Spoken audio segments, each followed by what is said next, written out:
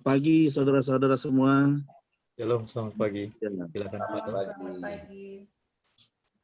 saudara udah siap hatinya menerima firman Tuhan pada pagi hari ini. Amin. Ya. Kita akan membuka firman Tuhan di 1 Korintus 1 ayat 18. Di bahasanya adalah mulai dari 18 sampai 31, tapi saya akan baca 1-2 ayat. Dan sebab pemberitaan tentang salib memang adalah kebodohan bagi mereka yang akan binasa. Tetapi bagi kita yang diselamatkan, pemberitaan itu adalah kekuatan Allah. Saudara, di sini kita lihat bahwa kita setiap hari kita lakukan banyak mendoakan, saudara. Dan kita tahu bahwa, dan kita sudah yakin bahwa pemberitaan firman ini dan kita lihat banyak jiwa-jiwa yang belum diselamatkan, dan kita lihat banyak jiwa-jiwa yang butuh Tuhan, dan bahkan yang tidak mengenal Kristus. Kita perlu Tuhan sudah taruhkan kepada kita, yaitu hati yang berbelas kasihan. Karena di sini kita, saudara, kalau kita lihat banyak sekali orang, ada yang menganggap bahwa pemberitaan firman ini, salib adalah kebodohan bagi mereka, karena apa sih itu salib, apa itu Injil gitu. Cuma bagi mereka itu mah kebodohan buat mereka, karena kita tahu di sini firman Tuhan sudah bilang bahwa itu adalah suatu kebodohan bagi mereka yang akan binasa. Tetapi kita yang diselamatkan, kita yang sudah mengenal Kristus, dan kita sudah tahu bahwa Kristus adalah kekuatan, firman Tuhan itu adalah kekuatan Allah. Jadi di sini malah di ayat 19 dikatakan, karena ada tertulis, aku akan membinasakan hikmat orang-orang berhikmat dan kearifan orang-orang bijak akan kulenyapkan. Jadi saudara, di sini kita Tuhan hendak membinasakan, saudara. Jadi ada orang-orang mungkin yang orang-orang pintar, orang-orang yang merasa dirinya pintar dan tidak perlu Tuhan lagi. Nah, di situ Tuhan, saudara, Tuhan sentil supaya mereka ingat bahwa hidup mereka bukan karena keangkuhan diri mereka sendiri, dan juga bukan karena hikmat manusia. Maka di sini Tuhan juga katakan, di manakah orang berhikmat? Di manakah ahli Taurat? Di manakah pembantah dari dunia ini? Bukankah Allah telah membuat hikmat dunia itu menjadi kebodohan? Nah, sini saudara, banyak sekali kalau orang-orang dunia yang tidak mengenal Kristus, dia Tuhan tantang, ahli-ahli Taurat, orang Farisi, mereka tahu, mungkin mereka tahu apa perjanjian lama, mereka tahu perjanjian baru, mereka tahu secara peraturan-peraturan apa yang Alkitab katakan, tetapi mereka tidak melakukan apa yang dikatakan oleh firman. Dan disitulah, saudara, dikatakan selanjutnya, oleh karena dunia dalam hikmat Allah tidak mengenal Allah oleh hikmatnya. Nah, saudara, di sini kita menarik dunia dan dalam hikmat Allah, dunia itu nggak kenal namanya hikmat Allah itu seperti apa. Dia tidak mengenal, dia taunya hanya mereka hikmat manusia yang terbatas. Makanya di situ dikatakan mereka oleh hikmat, maka Allah berkenan menyelamatkan mereka yang percaya oleh kebodohan pemberitaan Injil. Saudara, di sini kita membahas mengenai anugerah Tuhan, bahwa Tuhan pemberitaan Injil kita lakukan setiap hari, di mana kita berada di marketplace, di mana kita bekerja, di mana kita melayani, di mana waktu kita merenungkan firman Tuhan setiap paginya, dan saat hari itu juga Tuhan mengatakan, ayo pergi kemana tempat Tuhan tunjukkan. Dan kita mempunyai belas kasihan Tuhan kepada jiwa-jiwa yang belum mengenal Kristus. Kita teringat, Tuhan akan ingatkan melalui Roh Kudus-Nya. Sampaikan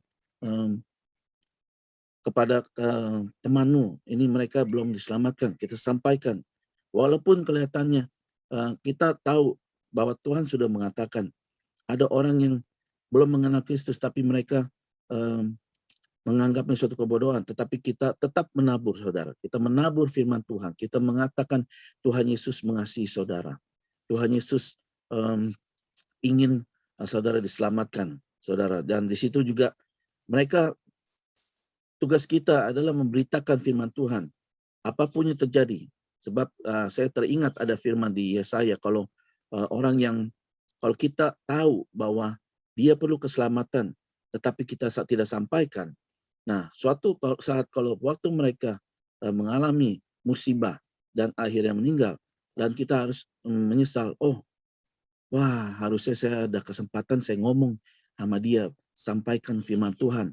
Nah, kita merasa seperti tertuduh karena kalau kita tahu dan kita tidak katakan, kita merasa bersalah. Tapi kita diingatkan firman Tuhan. Makanya pada saat waktu kita mengenal Kristus dan Kristus adalah kekuatan Allah, maka kita di situ punya hubungan yang dekat dengan Tuhan dan kita punya belas kasihan, saudara. Jadi sampaikan, dan kita tidak perlu takut karena roh Allah yang ada di dalam kita jauh lebih besar daripada roh yang ada di dunia ini. Makanya di sini, saudara, waktu mereka Tuhan pada saat waktunya Tuhan akan melawat mereka sendiri, saudara. Dan di ayat 22, orang-orang Yahudi menghendaki tanda dan orang-orang Yunani mencari hikmat. Tetapi kami memberitakan Kristus yang disalibkan untuk orang-orang Yahudi suatu batu sandungan, dan untuk orang-orang bukan Yahudi suatu kebodohan, saudara. Seringkali kita lihat di sini, jadi seperti kayak kebodohan. Kenapa Tuhan bicara mengenai dibahas banyak sekali mengenai suatu Injil Kristus dianggap sebagai kebodohan bagi orang dunia, karena orang dunia akan mengalami kebinasaan. Tetapi kita yang sudah mengenal Kristus, kita yang sudah kenal pribadi Kristus, maka kita terus memperkatakan firman Tuhan. Kita orang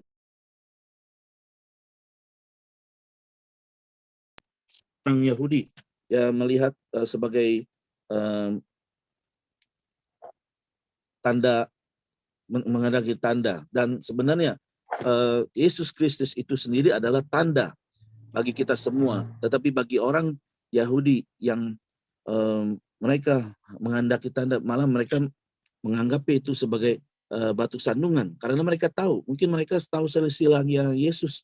Wah, Yesus ini pada saat waktu Yesus mulai tampil, di situ dia tahu, wah latar belakang Yesus ini tukang kayu. Terus ini orang jadi batu sandungan. Ini orang Farisi ini dia merasa dirinya tahu firman, dia tahu mengenai peraturan apa yang dilakukan.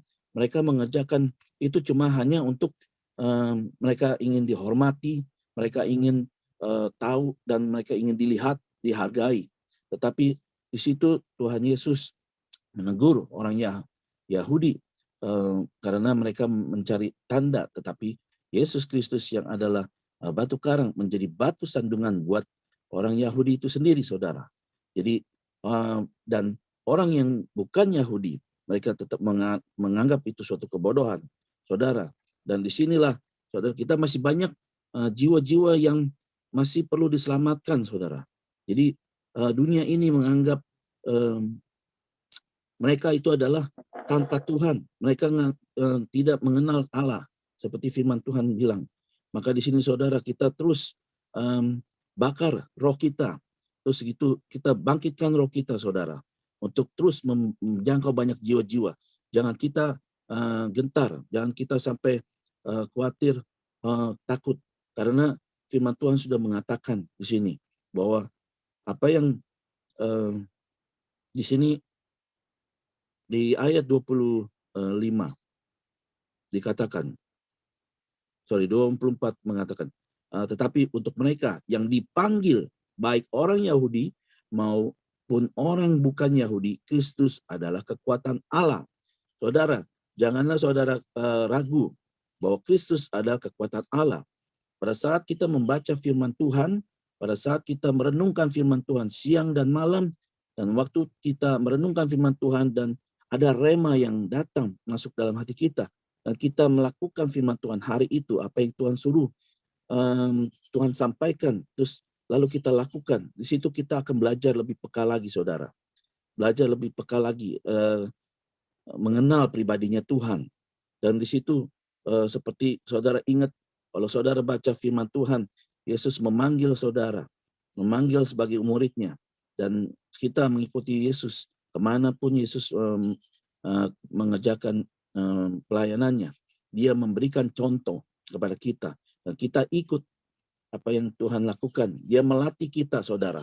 Jadi pada saat waktu kita ikut Yesus, saudara, kemanapun kita ikut, ya, kita apapun yang Yesus lakukan, melayani, bahkan saat waktu Yesus menantang orang Farisi di situ, saudara, dan kita melihat bahwa Tuhan Yesus waktu itu mereka melawan orang Farisi karena mereka kedegilan hati mereka, saudara. Karena apa yang Yesus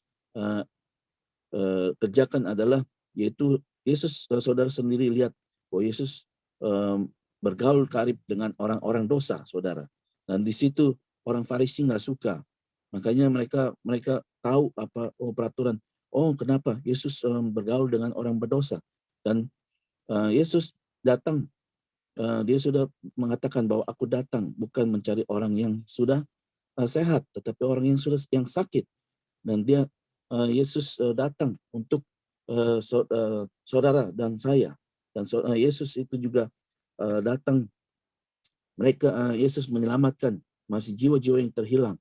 Dan saudara kita yang sudah diselamatkan, yang sudah tahu bahwa Kristus adalah kekuatan Allah, dan kita tidak perlu khawatir lagi, saudara, karena waktu kita mengikut Tuhan, Tuhan melatih otot iman kita, Tuhan melatih kepercayaan kita, dan kita waktu saat membaca firman Tuhan, dan kita merenungkan firman Tuhan, dan saat itu juga saudara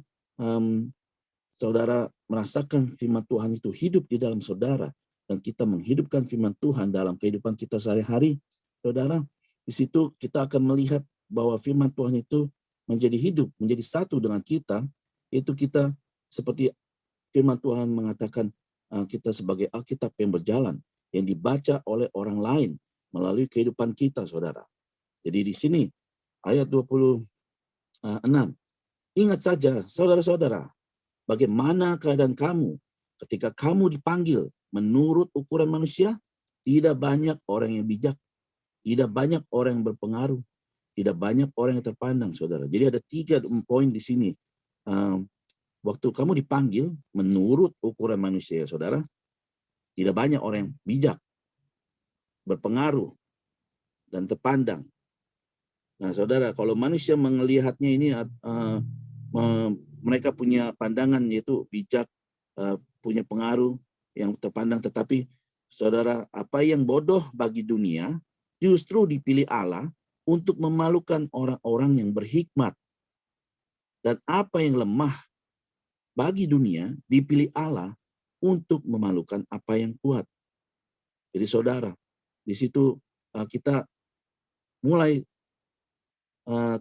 terima apa yang memalukan. Jadi Allah memakai apa yang bodoh bagi dunia, dipilih Allah untuk memalukan orang yang berhikmat.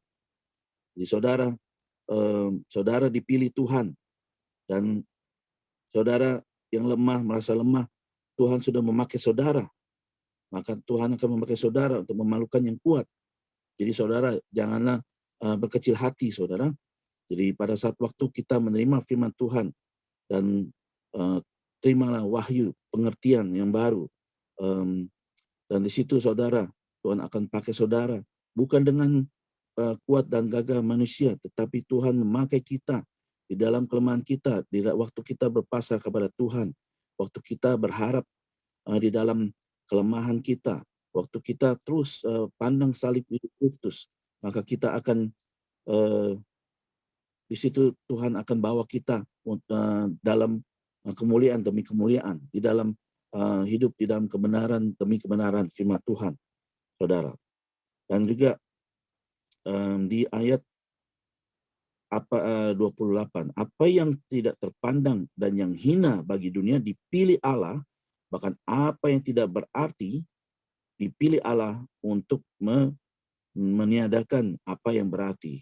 Saudara, di sini Tuhan membalikkan semua paradigma manusia, saudara.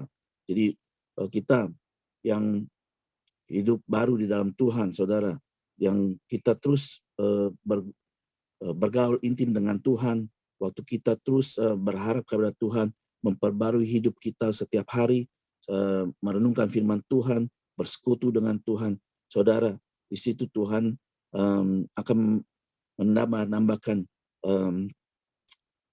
kuasanya kepada kita. Dan juga di ayat 29, supaya jangan ada seorang manusia pun yang memegahkan diri di hadapan Allah. Nah, di sini saudara, jadi waktu kita dipakai Tuhan, saudara, jangan kita mengambil mencuri kemuliaan Tuhan, saudara. Jadi supaya kita tetap rendah hati. Dan di sini saudara, saya mau sampaikan juga waktu tetapi oleh supaya jangan ada orang manusia yang memegahkan diri di hadapan Allah, tetapi oleh Dia kamu berada dalam Kristus Yesus, yang oleh Allah telah menjadi hikmat bagi kita. Ia membenarkan dan menguduskan dan menebus kita. Nah, karena itu seperti ada tertulis, barang siapa yang bermegah, hendaklah ia bermegah dalam Tuhan. Saudara,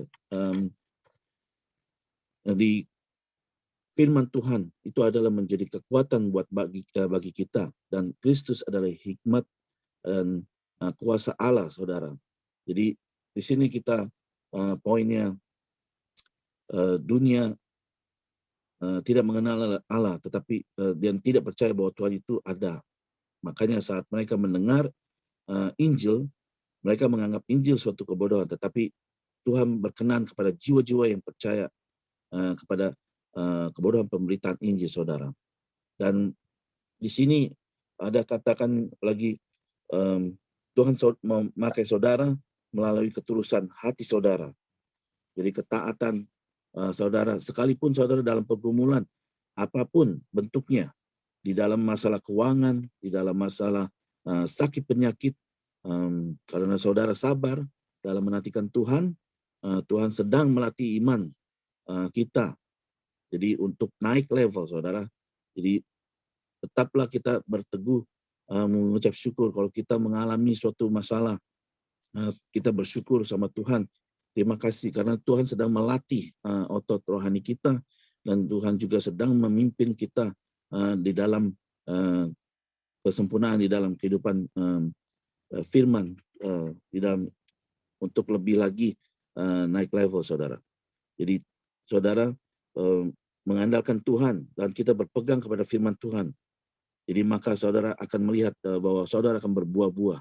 Nah, di situ saudara di dalam proses kehidupan kita, maka Tuhan melakukan pekerjaannya, dan Tuhan sedang melatih otot rohani kita, saudara. Jadi Dia akan menyatakan kuasanya dan menunjukkan kepada dunia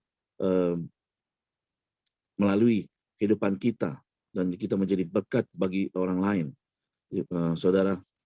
Dan juga pada pagi hari ini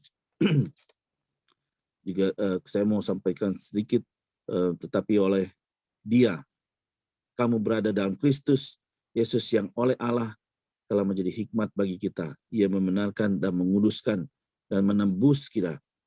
Nah, saudara, di sini ada yang tertulis di 2 Korintus 9.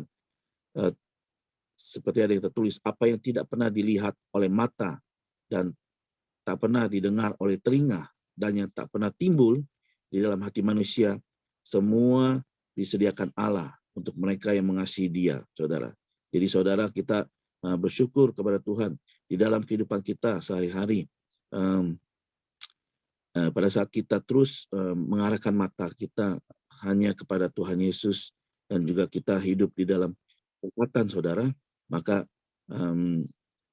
waktu kita, bagaimana kita mengasihi Dia, yaitu Yohanes 15 ayat 3 mengatakan, Kamu memang sudah bersih karena firman yang telah kukatakan kepadamu. Tinggallah di dalam aku dan aku di dalam kamu, sama seperti ranting tidak dapat berbuah dari dirinya sendiri kalau ia tidak tinggal pada pokok anggur. Demikian juga kamu tidak akan berbuah jikalau kamu tidak tinggal di dalam aku, saudara. Dan saudara, pada pagi hari ini, saudara, kita diingatkan kembali bahwa Kristus adalah kekuatan, kuasa adalah kekuatan bagi kita semua. Dan kita percaya bahwa saat kita terus berharap kepada Tuhan dan kita hidup di dalam ketaatan, maka Tuhan akan memimpin kita dalam kebenaran firman-Nya. Dan juga saudara, pada saat ini juga kita percaya bahwa Tuhan memakai kita untuk menjadikan semua bangsa murid Tuhan, dan kita melalui kehidupan kita, dan juga pada saat kita terus berdoa, dan saat kita terus merenungkan firman Tuhan dan melakukannya, kita menjadi terang dimanapun kita berada, kita menjadi berkat, menjadi terang. Terima kasih.